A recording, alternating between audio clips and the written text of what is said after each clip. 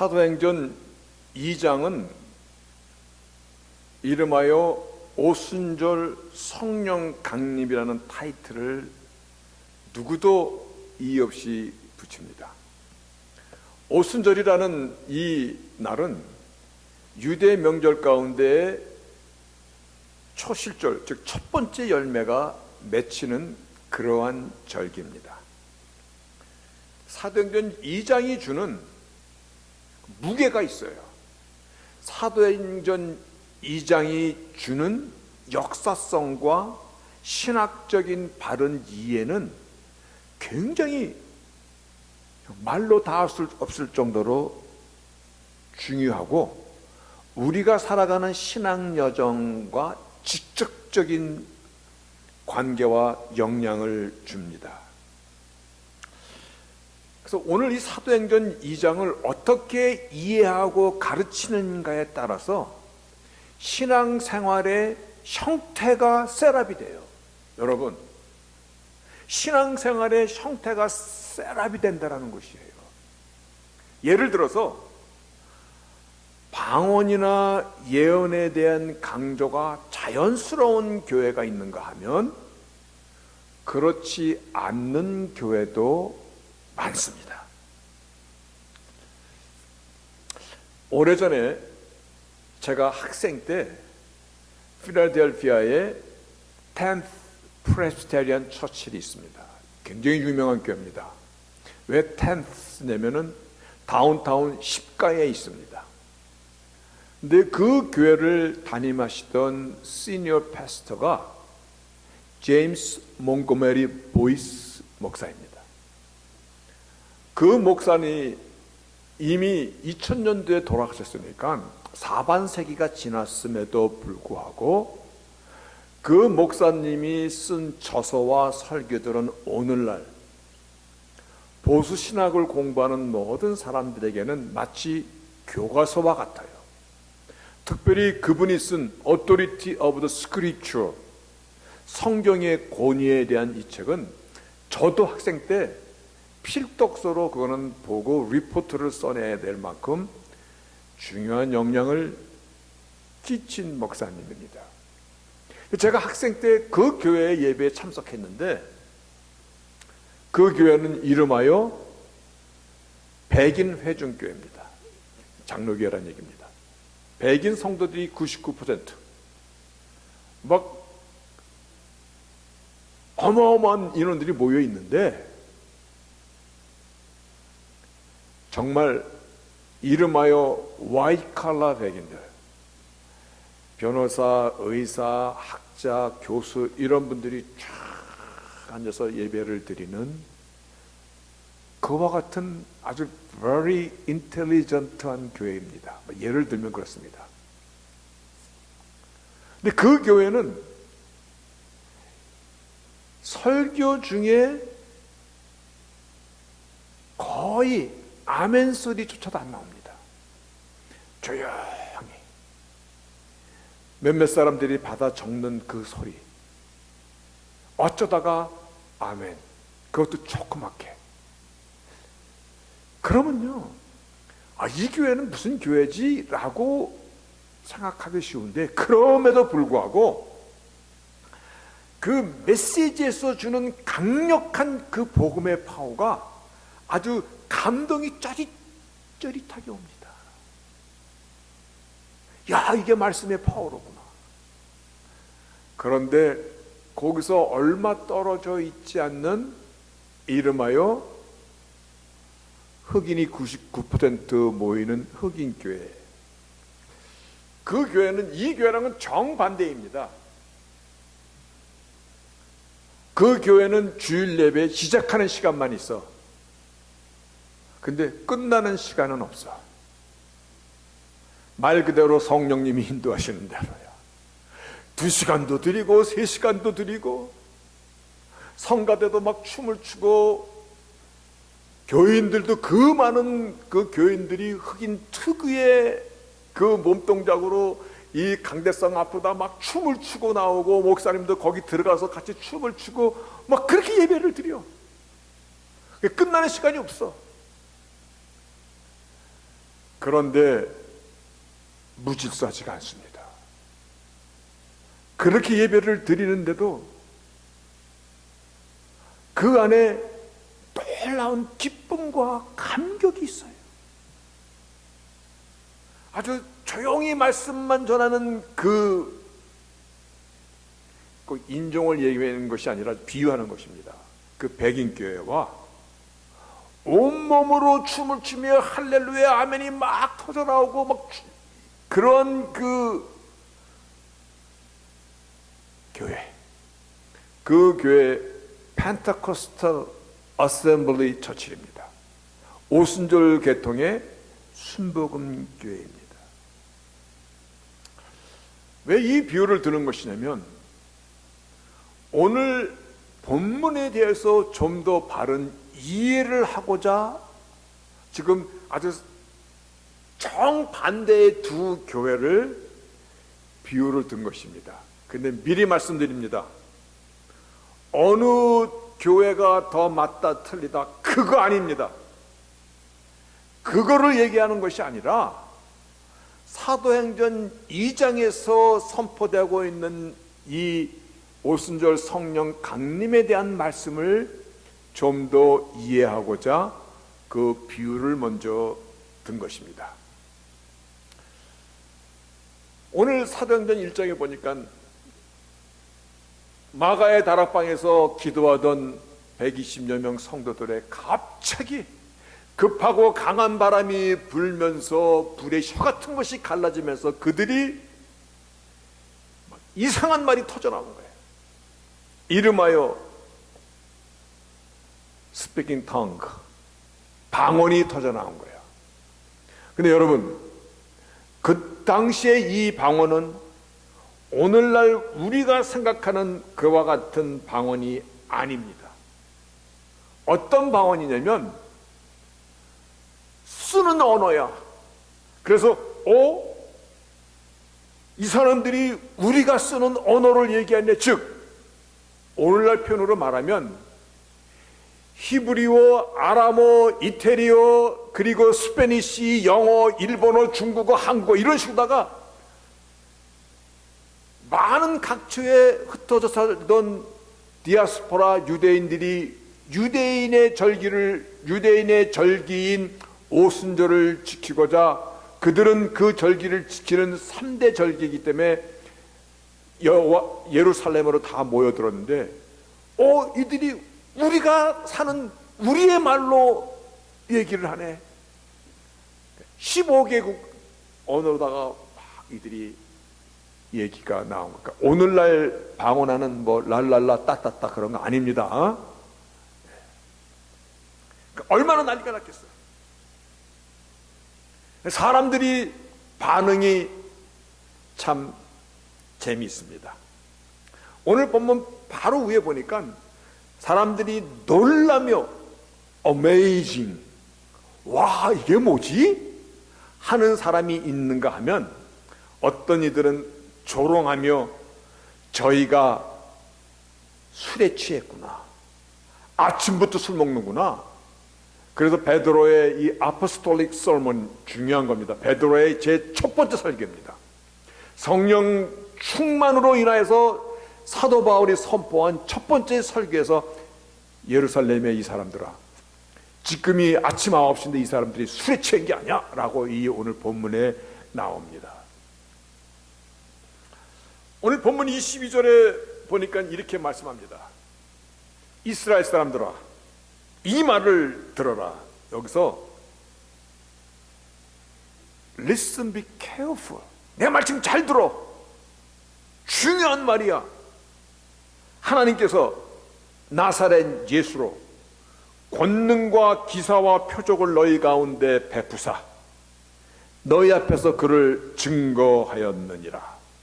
그럼에도 너희들은 그 예수를 죽였도다. 이 말씀을 지금 첫 일성을 하고 있는데, 여기서 여러분이 먼저 이 사도행전의 역사를 이해하기 위해서 이 말씀의 의미 단어 하나하나를 좀 살펴봐야 되는데, 거기서 이렇게 얘기합니다. Jesus Nazareth, 나사렛 예수께서 지금 miracle, wonders, signs, 기적과 능력과 이런 표적을 나타낸 것은 왜 그러냐면 proved by God, 하나님이 증거하시기 위해서. prove, approve. 그래서 나사렛, Jesus of Nazareth, the man of approved of God among you by miracles and wonders and signs. 이런 기적을 베푸신 거야. 예수님께서 베푸신 수많은 기적과 놀라운 일들을 통하여서 하나님께서 무엇을 목적하고 계시냐면 예수가 뉘신가에 대한 프로브를 하시기 위해서 이와 같은 기적을 베풀었도다. 여러분, 이게 왜 이렇게 중요한지 아세요? 굉장히 중요한 겁니다. 주님께서 무리를 걸으시고 나인성의 과부의 아들이 죽어서 상여가 나가는데 그 과부의 피눈물을 보시면서 주께서 그 관의 손을 얹으시고 그 죽은 자를 일으켜 세우시는 이러한 역사들, 죽은 지 나흘 96시간이 지난 이미 무덤에 장사되어진 나사로를 나사로여 나오너라, 죽은 무덤에서 나사로를 살리시고 부르신 그와 같은 miracle, wonders, 놀라운 일, 이런 표적들은 proved by God, 나사렛 예수가 누신가에 대한 하나님의 증명이로다라는 것이에요. 가는 곳마다 병자를 살리셨습니다. 주님께서 행하신 기적과 병고침과 귀신 들려 무덤가에 살던 거라사인 그의 귀신을 쫓아내니까 돼지 2,000마리가 물가로 뛰어들어가 자살한 이런 사건들 등등, 이것을 우리가 먼저 구분하는 것이 우리 신앙의 형태를 셋업하기 때문에 중요한 것이에요. 이것은 무엇을 목적으로? 예수님의 사역 가운데 사복음서 마태, 마가, 누가, 요한복음 가운데요, 예수님의 3년 반 사역 기간 동안에 기록한 복음서의 70%가 바로 miracle, sign, wonder입니다. 이것은 무엇을 목적으로 하고 있냐면 예수가 누신가에 대한 것을 프루프하기 위한 목적이라고 오늘 성경이 벌써 말씀하고 있다라는 것입니다. 그래서 요한복음 3장에 보면 니고데모, 유대인의 관원입니다. 그가 밤에 예수님을 찾아와서 이렇게 얘기합니다. 선생이요, 당신은 하나님께로 오신 선생인 줄 아나이다. 왜냐하면 하나님이 함께 하시지 아니하시면 당신의 행하시는 이 표적을 누구라도 할 수 없음입니다. No one can do this sign what you did if not God is with you. 이 얘기입니다. 하나님께서 함께 하시지 않으시면 이와 같은 기적은 있을 수 없나, 인간이 할 수 있는 것이 아니나이다.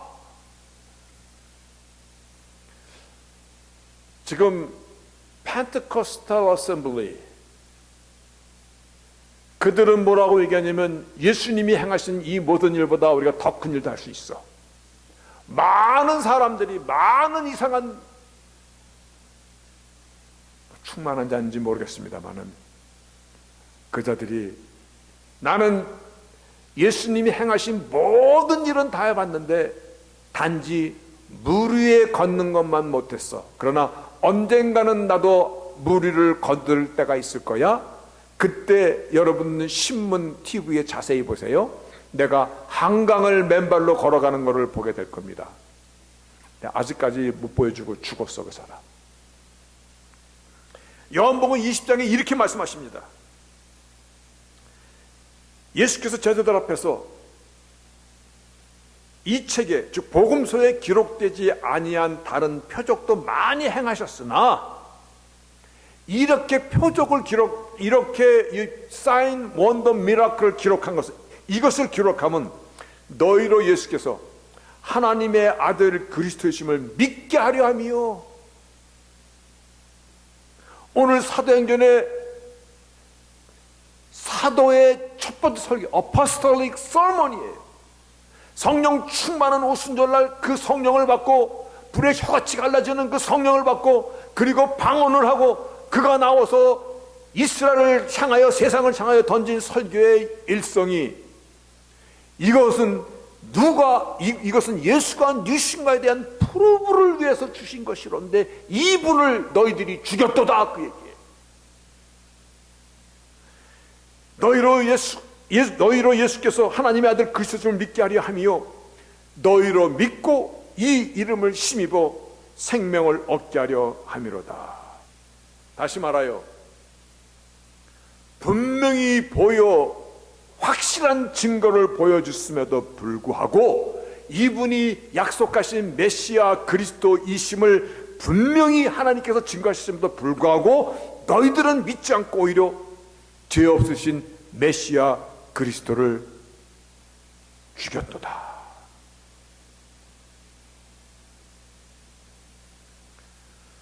여기서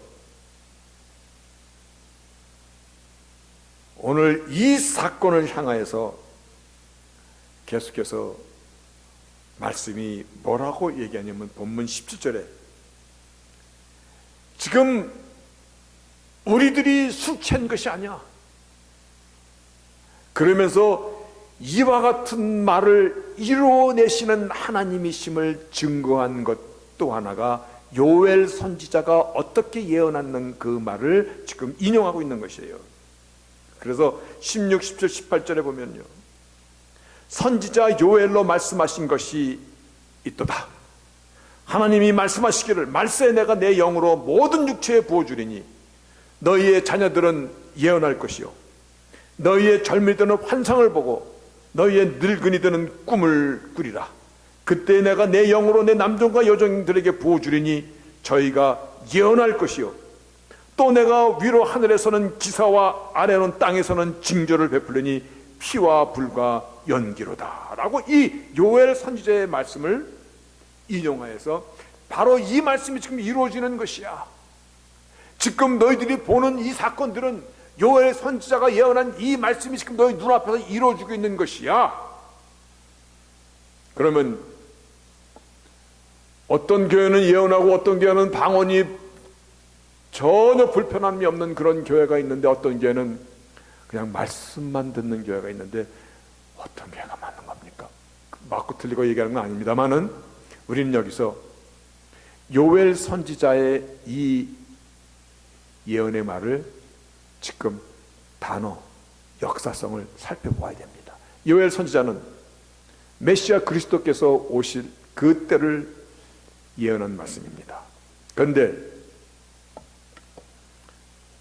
이 요엘 선지자의 말씀은 어디서 먼저 나오냐면, 이게 중요합니다. 왜냐하면 예언이, 성령 충만으로 예언이 나온 이 사건들, 젊은이들은 예언하리라는 이 말씀, 이 말씀의 의미를 찾기 위해서는 요엘 선지서의 말씀이 어디서 먼저 나왔는가? 모세오경 중에서 민수기에서 먼저 나옵니다. 민수기 11장입니다. 거기서 이렇게 나옵니다. 이 히브리 민족이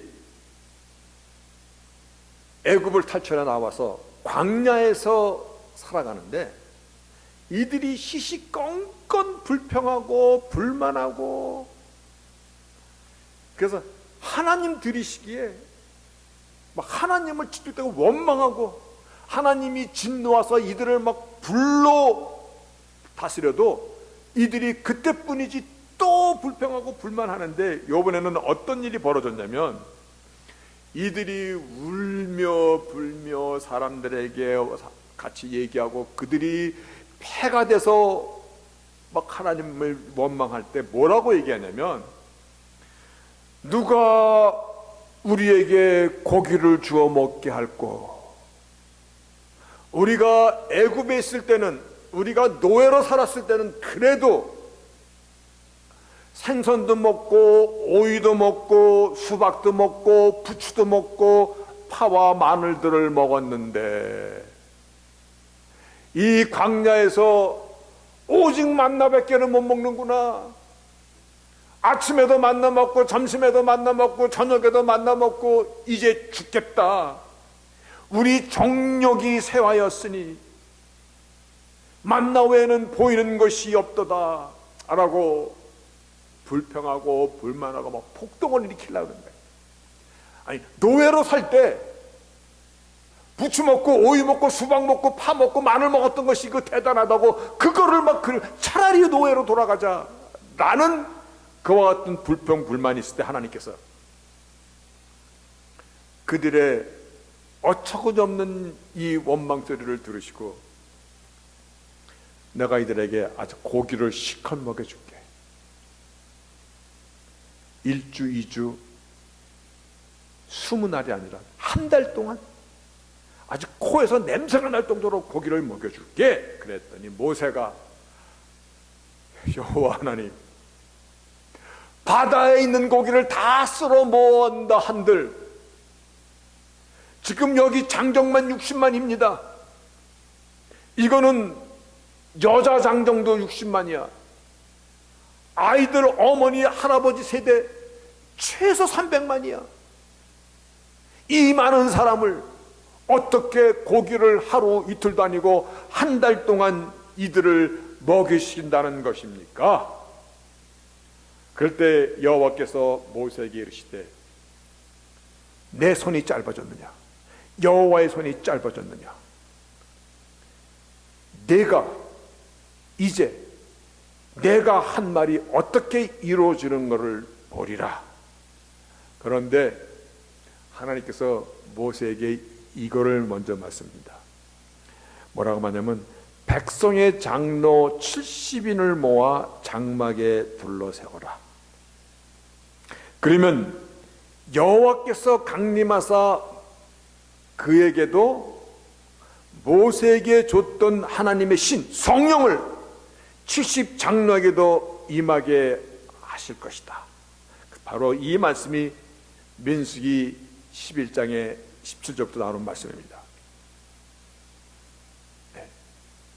그에게 임한 신이 여기 맞죠? 이거는 그리고 민수기 11장 25절에 모세에게 임하였던 그 하나님의 신이 70 장로에게도 임하게 하시리니 신이 임하신 때 그들이 예언을 하다가 다시는 아니하였더라. 그런데 여기서 문제가 생겼어요. 요 가운데 띄어놨잖아요. 어떤 문제냐면 내용이 좀 길어서 제가 띄어놨습니다. 70인 중에서 68명만 모였어. 두 사람은 이 회중에 안 꼈어. 그자가 엘닷 메닷이라는 두 사람이 안 꼈어.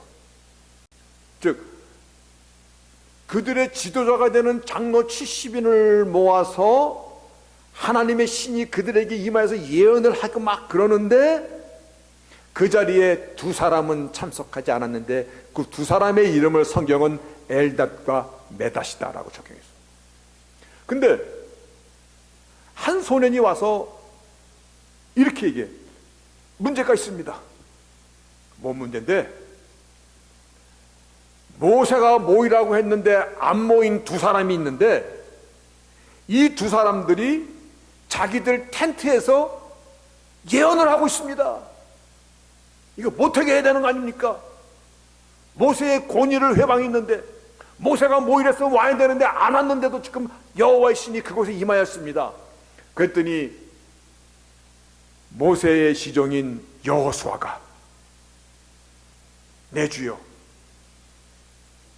이거 금하소서, 이거 안 됩니다.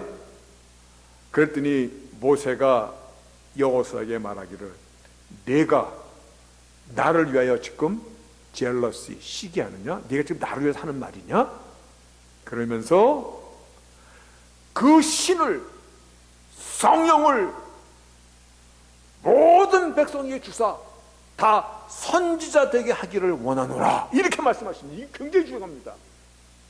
그 신을 I wish all the Lord's people prophet 예언가 the Lord would put his spirit on them 하나님의 신을 그 모든 사람에게 나는 주기를 원하노라. 여러분, 이 말씀이 요엘은 메시아를 기다리면서 요엘이 인용했던 말을 지금 사도 베드로가 인용해서 말씀을 하고 있는 것입니다. 이제 여기는 우리는 봐야 됩니다. 예언이라는 것이 무엇입니까?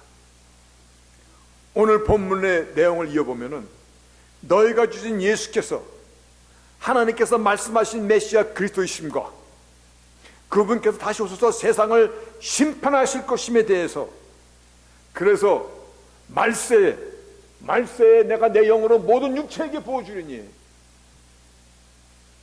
모세는 여기 70인 선택된 자들뿐만 아니라 모든 백성이 다 예언하기를 원하노라 라고 얘기했듯이, 말세에 내가 내 영을 모든 사람에게 부어주리니 너희 자녀들은 예언할 거요, 젊은이들은 환상을 보고 누구들은 꿈을 꾸리라. 여기서 이제 우리는 이 말씀의 의미를 조금 더 살펴봐야 됩니다. 이게 굉장히 중요합니다. 왜 어떤 교회 가니까 예언도 있고 방언도 있고 다 하는데 저쪽 교회 가니까는 전혀 안 그렇습니까? 지금 그 대답이 지금 나오는 겁니다. 여기서 오늘 말씀에 흐르는 이 맥을 가만히 보면 예언이나 환상과 꿈이다, prophecy, vision, dream, 요거는 세 가지 다른 종류의 예언의 형태가 아니라 지금 모든 육체에게 부어주리라. 무엇을? 하나님의 신을, 성령을, 내 영을, 그때 내가 내 영으로 남정과 여종들에게 부어주리니 저희가 예언할 것이요. 무엇을 예언할 것인데 누구든지 주의 이름을 부르는 구원을 얻으리라. 여러분, 예언, 요 성경에서 말씀하시는 예언은 기륭 화복을 점치는 것입니까? 아니죠. 주님께서 가장 경계했던 것이 있습니다. 어떤 기적을 보고 밖에 나가서 나팔을 부는 것을 불지 말라라고 얘기합니다. 죽었던 자를 살리고 병든 자를 고치시고도 너는 나가서 이 일을 아무에게도 고하지 말라. 왜냐하면 복음을 잘못 받아들일까 봐. 사람들은요, 마치 예언하고 무슨 큰 일을 얼마나 멋있게 보여. 더 신령한 사람 같아. 마치 하나님과 직통 교통하는 사람 같아. 번접할 수 없는 사람 같은.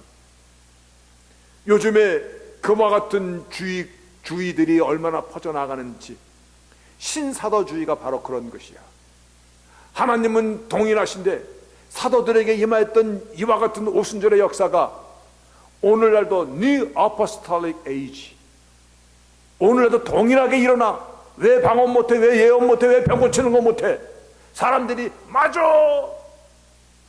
오히려 종교적으로 열심히 있는 사람들이 그거를 더 열광한단 말이에요. 신비주의가 그런 것이에요. 우리가 예수 믿는 거 신비합니까? 신비합니다. 성령의 역사 때문에 예수 믿는 것입니다. 그런데 미스틱시즘, 모든 것을 신비한 것을 다 끼워 맞추는 것은 굉장히 조심해야 됩니다. 오늘날을 성령의 시대라고 얘기합니다. 왜 그런지 아세요? 성령을 물 붓듯이 부어주는 시대이기 때문에 그렇습니다. 성령을 물 붓듯이.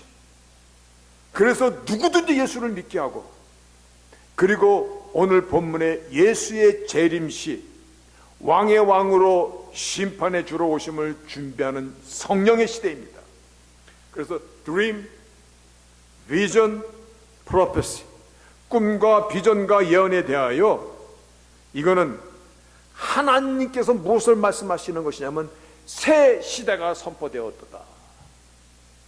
하나님께 선택한 70인 그 사람들뿐만 아니라 이제는 누구든지 남종과 여종과 젊은과 어린아이와 늙은이까지 누구든지 주의 이름을 부르는 자는 구원을 얻어 새 시대가 선포되었음을 알려주고 있는 것이에요. 여러분 혹시 아마 경험들이 있을 것입니다. 예전에, 그러니까는 1980년도, 90년도 초까지도 이름하여 잘 나가던 부흥사들이 계셨어. 그분들의 전매 특허가 성령 받으라. 그때 폼도 멋있어. 성령을 마치 성령 받으라, 성령 받으라, 성령 받으라. 그러면 사람들이 아멘, 아멘하고 막 주워 갔듯이 막 그러면서 화답을 했어. 오늘 말씀의 제목이요, 내가 내 영으로 모든 육체에게 부어주리니. 하나님이 주시는 거야.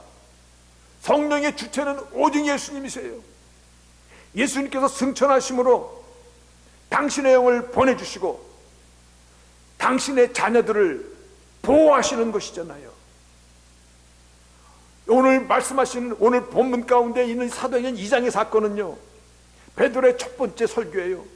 새 시대가 시작되었음을, 예수의 영, 성령께서 직접 믿음의 사람 안에서 예수를 증거하고 예수를 믿게 하고 그리고 역사의 종말의 때를 준비케 하는 사역이 시작되었다. 그래서 이거를 정리하면 베드로 이 사도행전 2장의 이 오순절의 사건은 In Christ, For Christ, By Christ, For Christ, Of Christ, 새 시대가 됐다는 것이에요. 누구든지 주의 이름을 부른 자는 구원을 얻으리라. 이 새로운 시대가 열린 것이에요. 예전에는 선택된 70인의 장로들에게만 성령이 내렸지만, 근데 그 장로들도 다시는 예언하지 않더라 라고 예언 딱 스탑을 얘기합니다. 거기 참석하지 않았던 메덱과 에덱도 그들은 자기들 텐트에서도 예언하는 것을 보고 모세가 모든 사람이 다 예언하기를 원하노라. 요엘은 바로 이 모세오경을 통해서 그날이 오면 남녀가 여자가 젊은이와 어른과 어린아이와 모든 이들이 다 환상을 보고 그들도 예언하자, 이 말씀을 인용해 쓴 것이라고 우리는 그렇게 이 말씀을 이해할 수가 있는 것입니다. 그런데 우리가 또 궁금해하는 것이 하나가 더 있습니다. 성령 충만은 뭡니까? Fill with the Holy Spirit. 성령 충만은 뭡니까? 여기서 이 말을 우리는 조금 더 구분을 해야만이 여러분이 미혹당하지 않습니다. 이 성령 충만에 대해서 예수님께서 처음으로 내가 가야만이 너희들에게 보혜사 성령을 보내주실 거야 라고 언급하신 것이 다락방 강론에서 요한복음 13, 14, 15, 16절에서 말씀하신 건데, 요한복음 16장 10절에 이렇게 말씀하십니다. 내가 너에게 실상을 말하노라. 그래서 내가 I tell you truth, I tell you frankly, I tell you reality. 실상을 말하는 거야. 뭐냐면 내가 떠나가는 것이 너희에게 유익이라. 내가 떠나가지 아니하면 보혜사가 너에게로 오시지 아니할 것이요, 가면 내가 그를 너에게로 보내리니 그가 와서 성령님께서 하시는 그 일이 그가 와서 죄에 대하여 의에 대하여 심판에 대하여 증거하시리라, 이렇게 말씀하세요. 여러분, 이 말씀은 이러한 겁니다. 주님께서 육신의 몸으로는 피지컬 네이처는 승천하셨습니다. 그렇지만 대신 디바인 네이처, 예수의 영 성령님을 이 땅에 보내주심으로 이제부터는 우리 안에 거하시고, 예수님께서 말씀하셨듯이 내가 세상 끝날까지 항상 너희와 함께 하리라.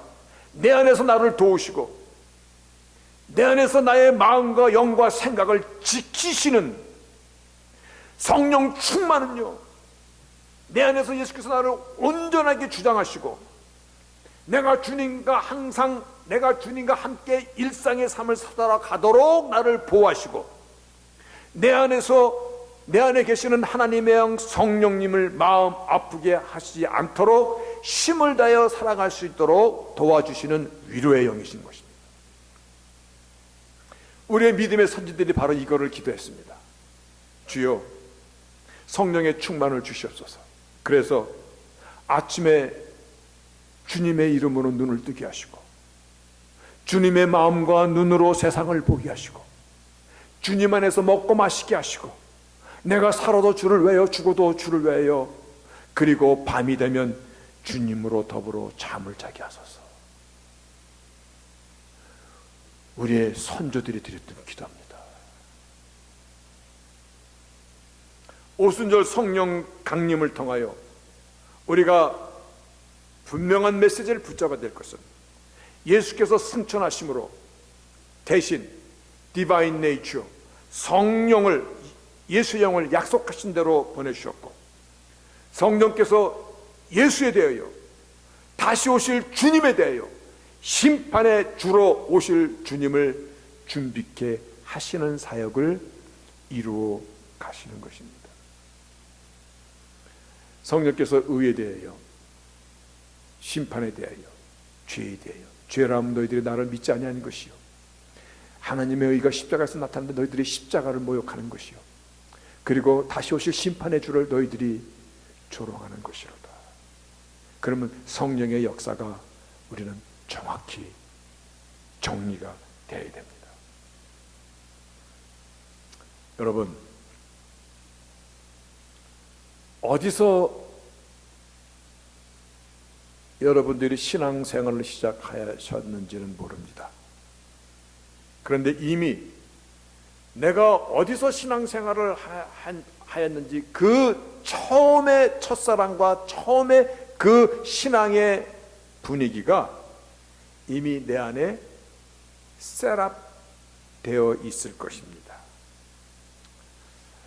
이거는요, 처음에 설교를 시작할 때 정반대의 두 교회를 비교했을 때에 어느 한 교회가 잘못됐다라는 얘기를 하는 건 절대 아니라, 감성적으로 막 춤을 추고 하는 그 교회가 잘못됐다는 것이 아니라, 오늘 말씀은요, 오순절 성령 강림에 대한 바른 관이 있어야 된다는 것입니다. 이것은 예수를 증거하시는 영입니다. 다시 오실 예수를 준비하는 것입니다. 심판의 때를 믿음으로 지키며 살아갈 것을 오늘 우리에게 가르쳐주고 있는 것입니다. 왜냐하면 이미 심판의 도끼가 찍혀있기 때문에 그러합니다. 여러분, 인간은 다 목마릅니다. 지구화를 막론하고 목마릅니다. 니고데모도 목말라서 밤에 주님을 찾아야 해서 어떻게 내가 하나님 나라를 갈 수 있습니까? 즉 내가 어떻게 구원을 받습니까? 천하게 여겼던 사마리아 여인도 그가 우물가에 물을 길러 나왔을 때, 그때 주님께서 그의 문제를 정확히 얘기했습니다.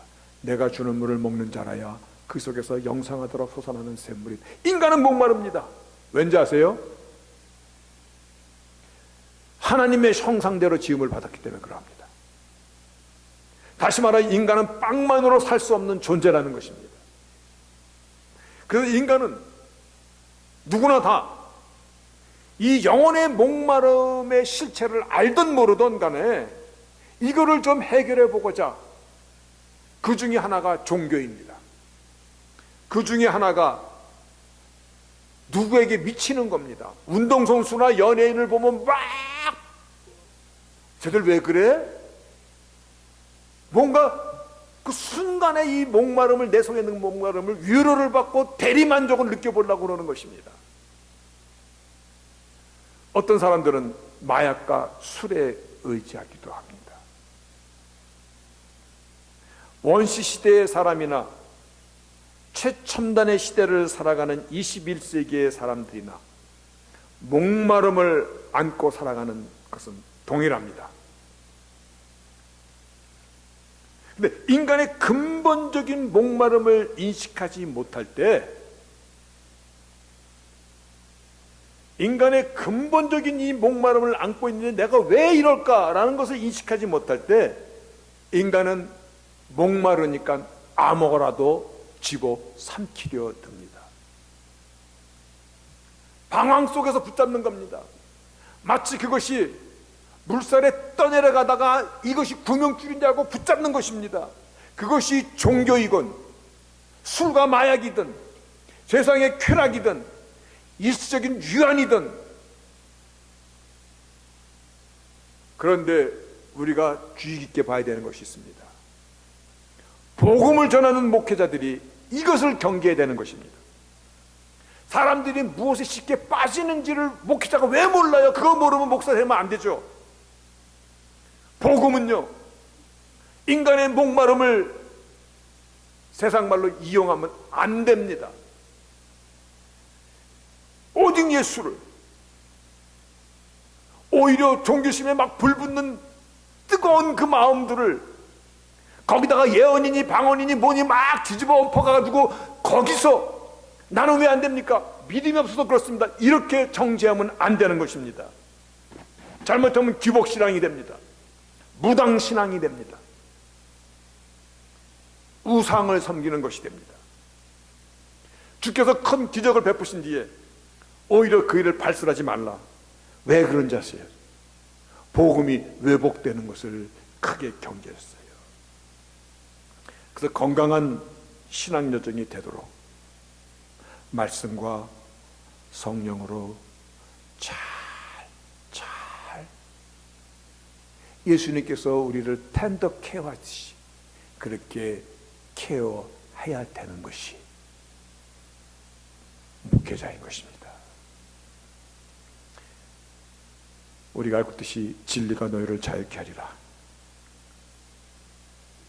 복음의 참 소망이 내 안에 있을 때요, 비로소 내 영이 안심을 하고 캄다운 되고, 그리고 참된 신앙 가운데서 나의 유일한 소망이 예수인 것을 알게 되고, 살면서 나의 삶의 넘버원 프라이어리티요, 넘버 투, 넘버 쓰리가 아니라 넘버원 프라이어리티가 예수님이신 것을 스스로 그 사실 앞에 감격하게 되고, 언제나 나의 삶의 순간들을 우리는 선택하며 결정하는데, 그 결정의 주인이 언제나 예수 그리스도시고, 이것이 성령 충만한 사람이에요. 우리는 늘 선택하며 살아가는데 그 선택의 넘버원 프라이어리티가 예수신 것을 내가 행동으로 보이며 고백하고 살아가는 것이 진정한 성령 충만인 것이에요. 오늘날 우리를 가장 힘들게 하는 것들 중에 하나가 복음을 변질시키는 것입니다.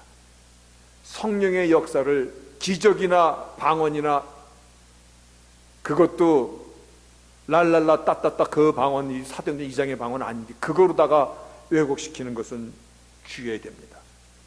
하나님의 신을 구약에서는요, 특별한 사람들 70인의 장로들에게만 임하셨지만, 그러나 그 자리에 오지 않은 에닥과 메닥에게도 동일한 신을 주셨듯이, 이제는 예수 안에서 누구든지 주의 이름을 부르는 자는, 그래서 오늘 그 요엘 선지자도 내가 내 영으로 내 남종과 여종들에게 부어주리니 저희가 예언할 것이요, 이 예언은 주께서 나의 주가 되시고 오직 그분만이 역사의 심판자이심을, 그분 너희들이 못 박아 죽인 이 예수가 오직 메시아 그리스도이심을 말하는 것이거든요.